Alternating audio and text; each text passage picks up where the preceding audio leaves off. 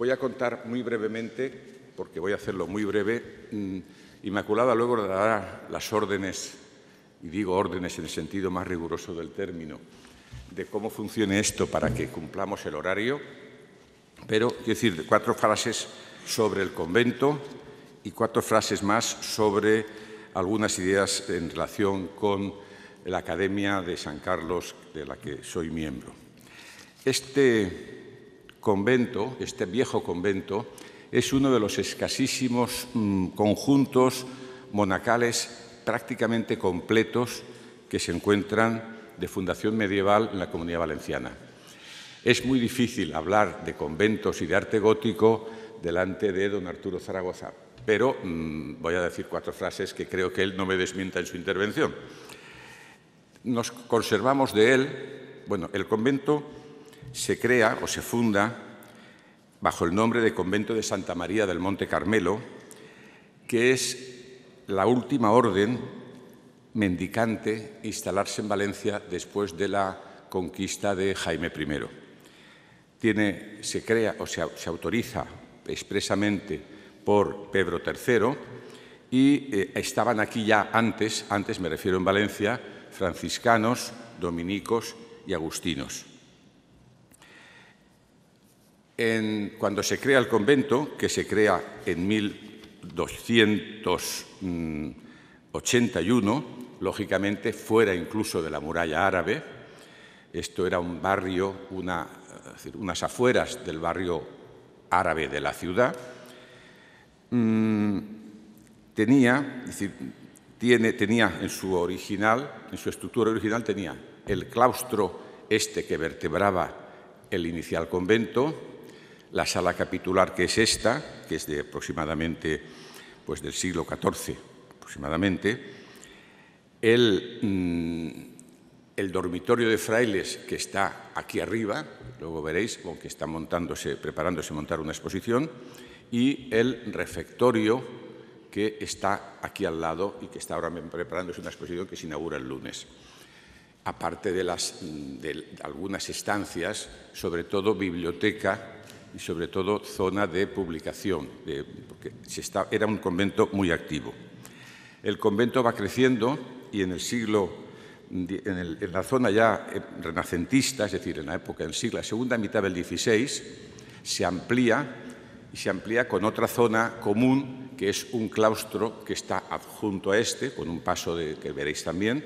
el claustro, y después también tenía, desde su origen, una iglesia que está en esta parte de la izquierda, que no fue desamortizada y, por tanto, continuó siendo siempre iglesia y sigue siendo la parroquia de Santa Cruz. Aquí intervino mucho, la historia del convento está muy explicada, interviene mucho un Fray Gaspar Saint Martí, que hace la portada de la iglesia principal, un tipo de portada llamadas portadas retablo, y en ese sentido ya la primera imagen que tenemos visual del convento es en los dibujos de Anton van Pingaerde de 1563, donde aparece reflejado. El convento tenía un jardín, que ahora es una zona urbana para expropiar, que está detrás de aquí nuestro, y a partir de ahí se sigue de alguna manera ampliando en la zona de esplendor, que es la zona del barroco.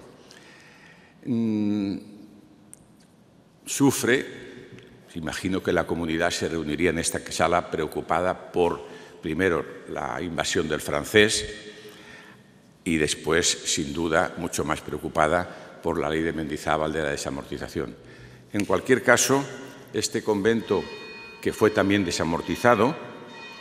sirvió y se conservó frente a otros que se destruyeron por unos motivos u otros, a veces especulativos. Es decir, no voy a hablar de la desamortización, que es un tema muy específico, aunque entra de lleno en la discusión de estos días, pero la desamortización cubrió unas finalidades, otras no. En cualquier caso, este convento tuvo la fortuna de ser desde el principio sede, porque se pensó en otros lugares, pero no eran suficientemente grandes, sede de todas las obras desamortizadas del resto de conventos que se desamortizaron. Y Pronto se trasladó aquí la Real Academia de Bellas Artes de San Carlos, que tras unos inicios problemáticos en el siglo XVIII,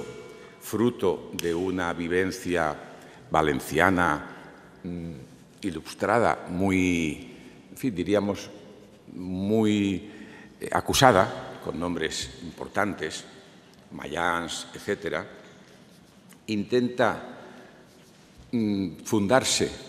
bajo el nombre de la reina Bárbara de Braganza, la esposa de Fernando VI, en 1754, y se instala ya en 3 aulas de la sede universitaria. Es decir, el origen de la Academia de San Carlos está íntimamente vinculado. Yo piensan los libros que han hecho hablar sobre la Academia, que se hace con un espíritu de ser otra especialidad más en el mundo universitario, el tema de la docencia y en la enseñanza de las bellas artes, tanto de pintura y escultura como de arquitectura, no sin problemas con los maestros de obras, etcétera, que venían trabajando aquí con mucho éxito en siglos atrás. La Academia de Santa Bárbara fracasa fundamentalmente en lo económico. No hay una interrupción radical, hay una junta preparatoria de la siguiente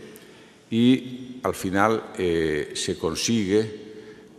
recrear en 1768 bajo el nombre de la Academia de San Carlos, poniéndole el nombre ya no de la mujer del rey, sino del propio rey fundador, que es el que aprueba los estatutos. También en la sede de la universidad. Eran 3 aulas próximas a la puerta actual que da a la calle de la universidad o calle de la nave, puerta que se abre, según parece, a principios del siglo XVII, a instancias, según he leído, del arzobispo Juan de Ribera,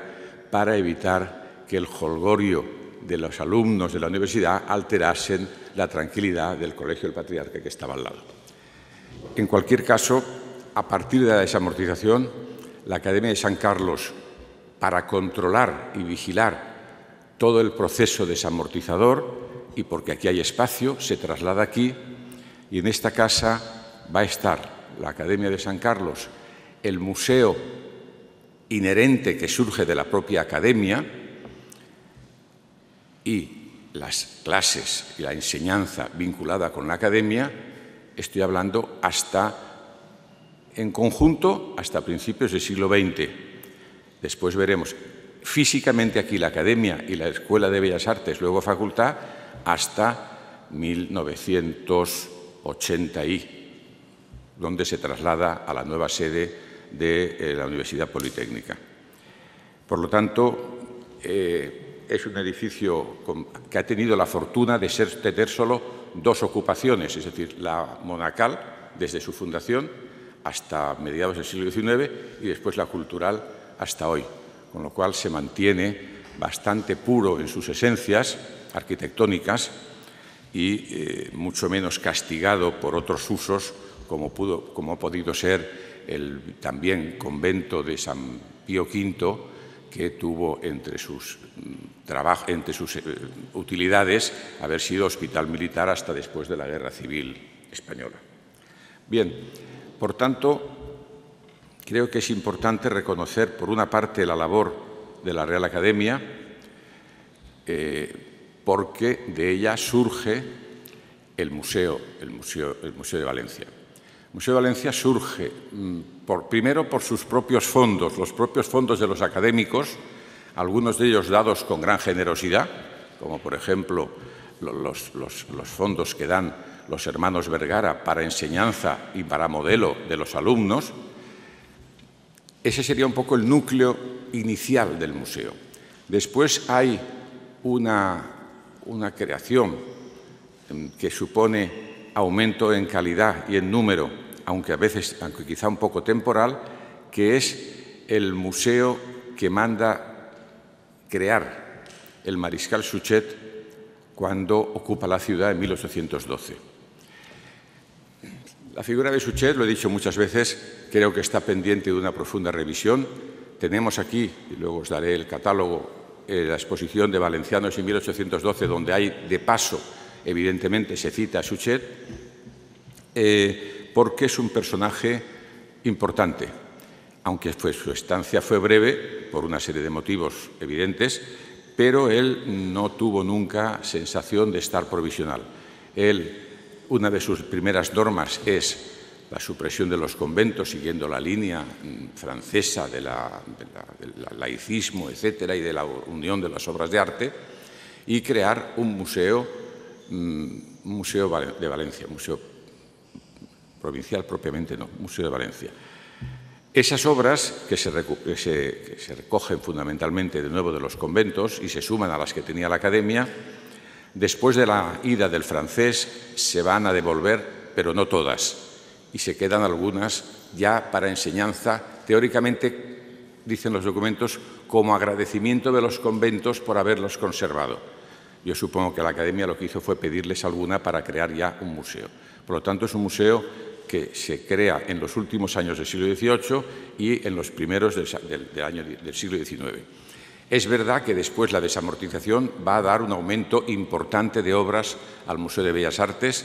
tanto en calidad como en cantidad.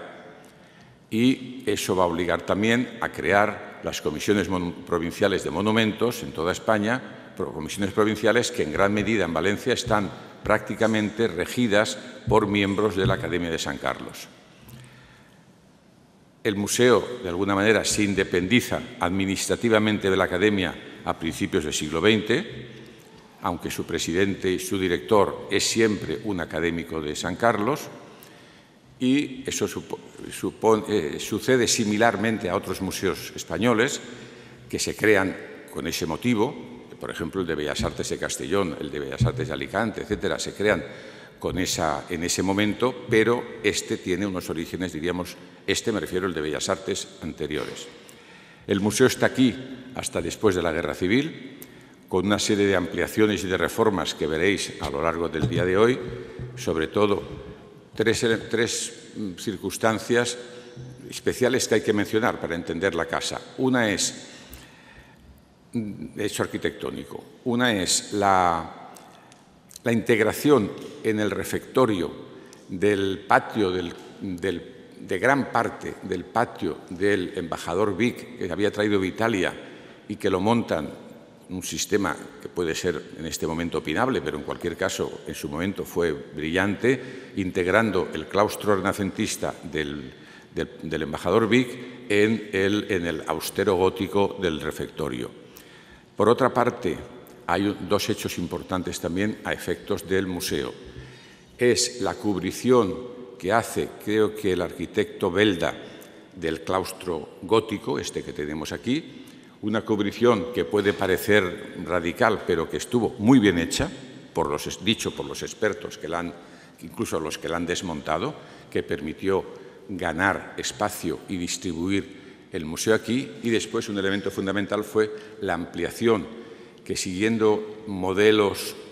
vilanovinos del Prado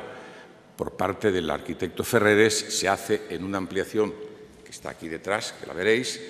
que es lo que se llama la Sala Ferreres, primero separada del edificio y después unida por una sala intermedia que se llama Sala Oberlich, porque la une don Javier Oberlich.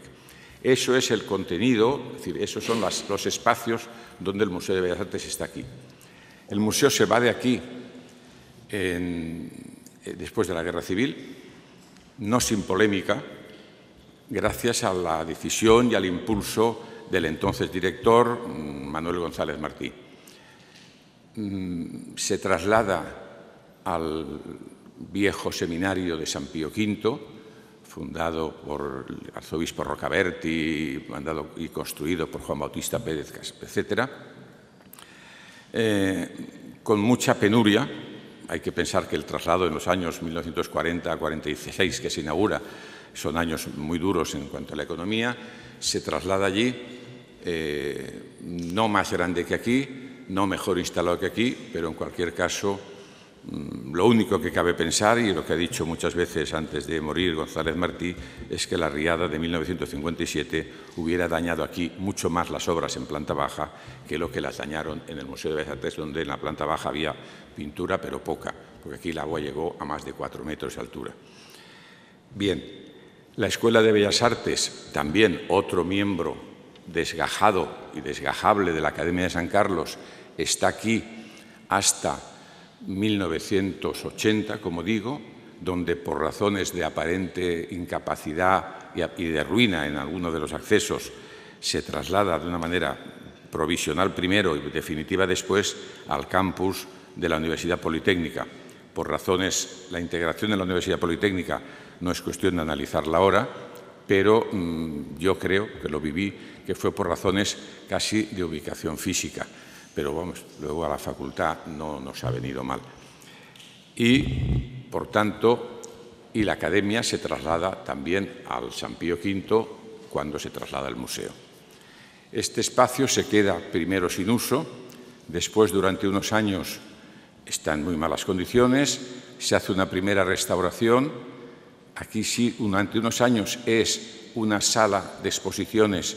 unida administrativamente al IBAM, que está cerca, después de la fundación del IBAM, y a partir de hace relativamente pocos años se aborda la segunda importante restauración del edificio con la restauración del dormitorio, del aula capitular y del refectorio, quedando solo por hacer, como podréis comprobar, las pandas claustrales norte y oeste del claustro renacentista y lo que fue un edificio nuevo añadido a este, que fue el que se llamó la Escuela de Artes y Oficios, que es un edificio que está anexo pero que no tiene historia secular como este. Bien, yo quisiera solamente decir alguna cosa más. Primero, una cosa importante, la Academia de Santa Bárbara y la Academia de San Carlos se fundan con la referencia clarísima de la Real Academia de San Fernando de Madrid. Es decir, me parece fundamental decir que se crean con una vinculación muy directa,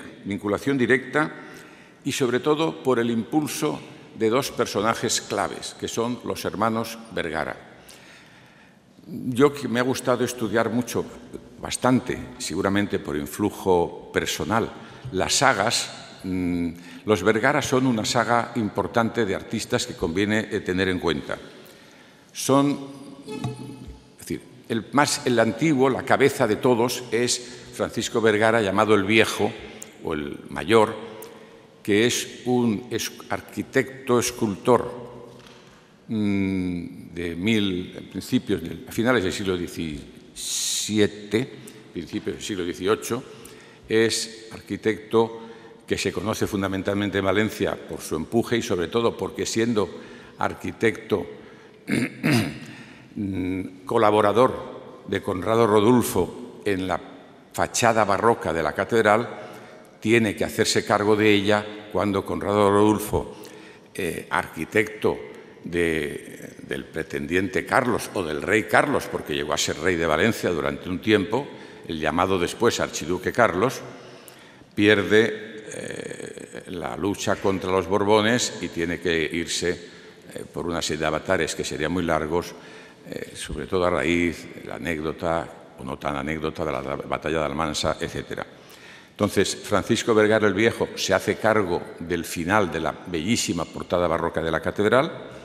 Ese sería un poco el padre de la generación. Después, Francisco Vergara tiene dos hijos, tres, pero uno muere muy tempranamente, Francisco, que también fue escultor, pero muere a los 20 y pocos años. Tiene dos hijos, Ignacio y José, que son realmente los fundadores, los impulsores, los vertebradores de la Real Academia, primero de Santa Bárbara y después de San Carlos, hasta que llegan a fundarse y ser directores de la misma. Son elementos clave. Después hay algún otro Vergara, un par de Vergaras más, que crean a veces un poco de confusión, que son Francisco Vergara, llamado el Romano, que es Vergara Bartual, que es primo de estos dos, de Ignacio y de José, porque es hijo de un Manuel Vergara, hermano del Viejo, para entendernos. Este Vergara Bartual, que fue un excelente escultor, que nace en un pueblo cercano a Valencia, en la Alcudia, la antigua Alcudia de Carlet, hoy llamado la Alcudia, es famoso por su escultura y, sobre todo, por una razón singular, porque hace una de las esculturas más importantes de la Basílica de San Pedro, de los fundadores, la de San Pedro de Alcántara, que es la primera escultura de las que hay en la nave central de San Pedro, la primera de la izquierda. Esa es de Francisco Vergara Bartual, del que precisamente el año que viene se conmemoran los 300 aniversarios, el 300 aniversario de su nacimiento. Exacto, 1713-2013. Y luego tienen algún hijo artista también, Ignacio y José Vergara, que es Manuel Vergara, recordando el nombre de su tío, que es el que en un momento determinado reparte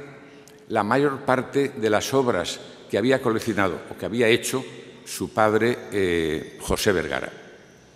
En ese sentido, la relación que yo debo agradecer al doctor Luzón, sus informaciones y que hemos podido estudiar y que lamentablemente podré explicar hoy si hay algún hueco en el proceso de hoy o de mañana, da una colección importante de obras de su padre a la Academia de San Fernando, como da otra colección importante a la Academia de San Carlos y alguna otra academia más. Y eso es lo que ha permitido tener un importante conjunto de obras de José Vergara Jimeno, es como se llaman los hijos del Francisco Vergara el Viejo, en la Academia de San Fernando, porque parecía inevitable que todos los académicos de San Carlos tuviesen que, diríamos, revalidar el título suyo de académicos